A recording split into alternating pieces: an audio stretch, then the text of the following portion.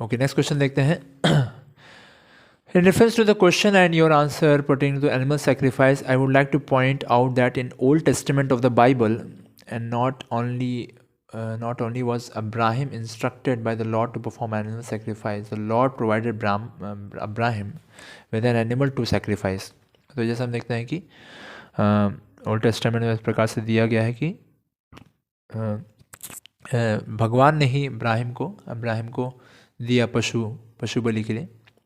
Also, the Apostle Paul was given the revelation by the Lord that dietary laws practiced by the Hebrews were no longer required, that all food, including meat, was clean to eat. Are these examples not clashes between Judaism, Christianity and the Vedas? तो ऐसा क्यों है कि वहाँ पर बोला गया कि मांस खा सकते हैं, ऐसा बोला गया कि मांस खा सकते हैं, बल्कि तो इस प्रकार से विरोध क्यों है? कहीं पर बोला गया है कि वेदों में है कि मांस, कई जगह है कि मांस बलि कर सकते हैं, कई जगह है कि मांस की बलि नहीं कर सकते. तो ऐसा विरोध क्यों है?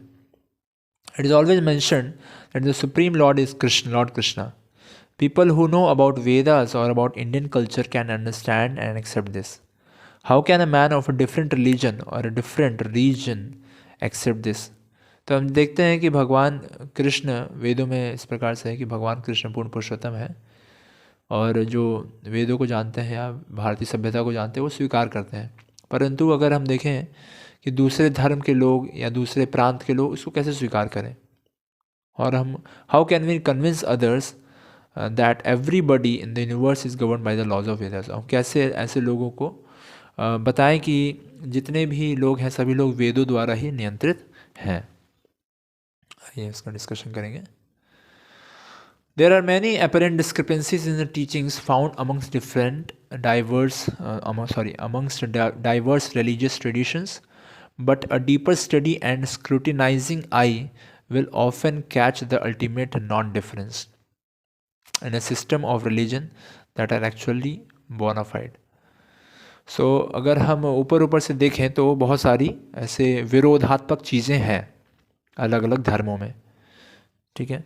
परंतु अगर हम थोड़ा ध्यान से समझें तो उसमें यूनिफाइंग फीचर्स भी है, और इसके लिए यहाँ पे कोट कर रहे हैं श्री चैतन्य चरितामृत आदि लीला के 17वें अध्याय का, जहाँ पे चांद काजी और श्री चैतन्य महाप्रभु का संवाद है, उसके बारे में यहाँ पे कोट किया जा रहा है.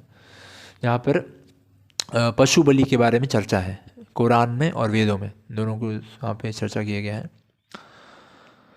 Based on the time, place and circumstance, based on the particular need of the people, apparently different teachings may be presented in different systems of bona fide religions. तो यह बता रहे हैं कि समय काल परिस्थिति के अनुसार और लोगों के मनोभाव के अनुसार अलग अलग प्रकार की शिक्षाएं दी गई अलग अलग प्रामाणिक धर्मों द्वारा, ठीक है. We do not deny the existence of such instances of contradictions, but that does not indicate a fundamental difference. तो यद्यपि इस प्रकार से विरोधाभास है ना, कहीं पर कुछ बोला गया है और कहीं पर कुछ बोला गया है, कहीं पर पशु बलि के बारे में बोला गया है, कहीं पर बोला गया नहीं करना है, तो इस प्रकार से विरोधाभास दिखता है. परंतु अगर थोड़ा सा ध्यान से देखा जाए तो उसमें मूल सिद्धांत में कोई भेद नहीं है ना. पर्पस उसका समझेंगे तो समझ में आएगा कि क्यों वहाँ कहीं पर बोला गया है और कहीं पर नहीं बोला गया है. The underlying principle found in all religions is mercifulness. तो हर धर्म में हम देखेंगे तो वहाँ पे क्या है, दया का भाव रखा गया है, हर जगह दया का भाव है. There may be instances of animal sacrifice और recommendation to eat meat in particular circumstances. ऐसा है कि कई स्थितियों में पशु को खाने के लिए, मार के खाने के लिए बोला गया है. Even within the Vedic literatures there might be such isolated instances of contradiction. वेदों में भी हो सकता है कि कहीं पर हमें मिले ये पशु को मार के खाने का, बहुत ही कम. But there is also the consistent teaching and injunction that one should refrain from killing and should be merciful to all beings. परंतु साथ ही साथ हम बहुत ज़्यादा देखते हैं कि बोला गया है कि पशु बलि ना करिए, दया करिए, है ना, अनेकों जगह इस प्रकार से विवरण आता है। No bona fide religion recommends unrestricted eating of meat. There is always prohibition, which points to the higher principle of abstinence.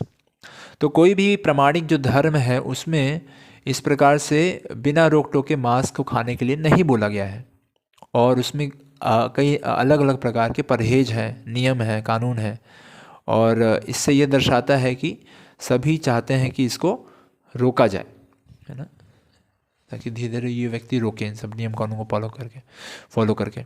And certainly no bona fide religion encourages maintaining organise slaughter houses to regularly kill millions of innocent animals.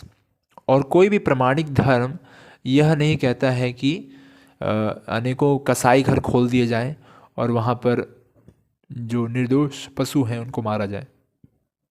All bona fide religions teach progressive cultivation of मर्सीफुलनेस।